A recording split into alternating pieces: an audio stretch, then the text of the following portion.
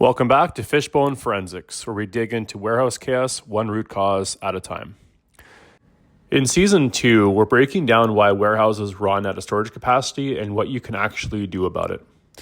So far, we've already looked at people-driven behaviors and equipment limitations, but today's culprit is a little bit more subtle and more systemic. We're talking about process, because even with good people and decent tools, poorly designed processes will quietly and consistently waste space. Your team might be working hard, your equipment might be capable, but if the layout doesn't match your inventory strategy, if there's no clear process for cleaning up dead stock, if slotting isn't optimized and no one's flagging buying issues, then your storage capacity isn't maxed out, it's just mismanaged. So let's break down 4 process-driven root causes that lead to space getting eaten alive and how to flip the system before your options run out. This is Fishbone Forensics, and let's get into it. So let's start with the foundation, your layout logic. Many warehouses were designed years ago for product profiles that barely resemble what's being stored today.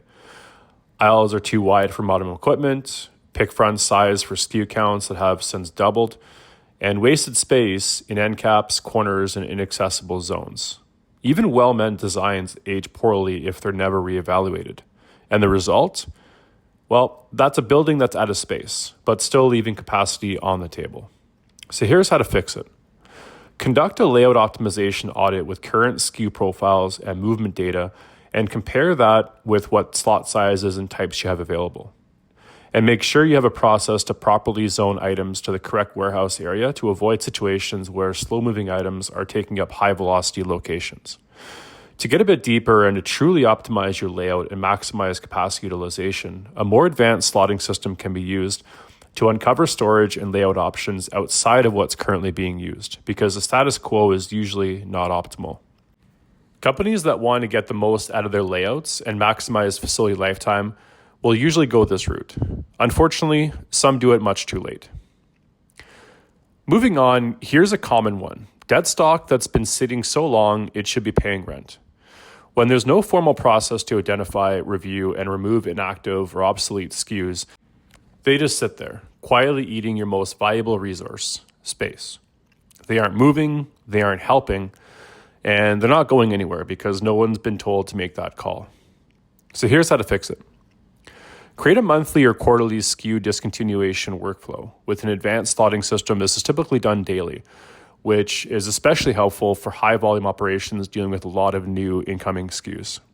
With this workflow, you can set thresholds, for example, no movement in 30 to 60 days, to flag candidates for reallocation or discontinuation.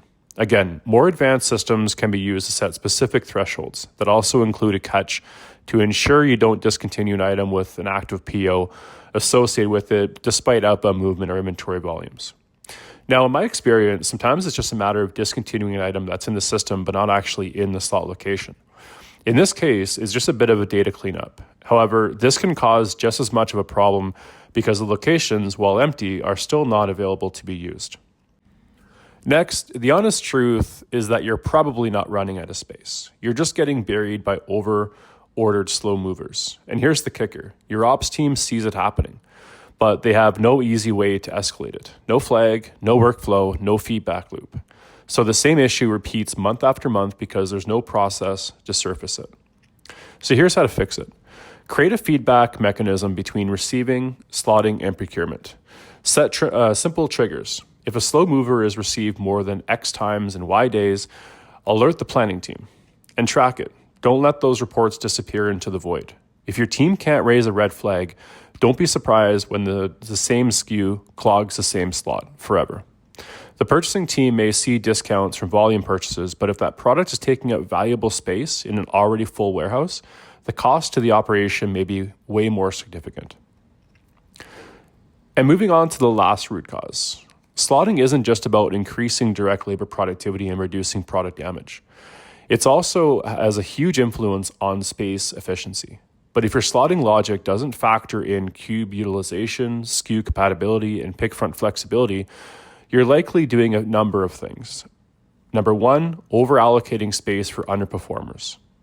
Number 2, leaving high-volume SKUs in mismatched slots. And finally, You're creating more inventory pallets than needed. It's like running a parking lot and giving every car its own 18-wheeler bay. So here's how to fix it. Update your slotting criteria to include dimensional fit, not just velocity. Use case profiles, case counts, as well as replen frequency and pallet putaways to drive slot size logic. And run regular cube utilization reports to find low efficiency locations, because if you're not optimizing for space, you're optimizing for shrink. So in conclusion, let's recap what we've discussed today. Your warehouse isn't just the result of square footage. It's the outcome of the processes behind it. So today we covered 4 process level reasons your space might be disappearing. The first was an inefficient layout that doesn't reflect your current SKU flow. The next was no informal process to clear out dead stock. Third, you have no easy way to report buying behavior that floods the floor. And finally, your slotting logic doesn't factor in space utilization.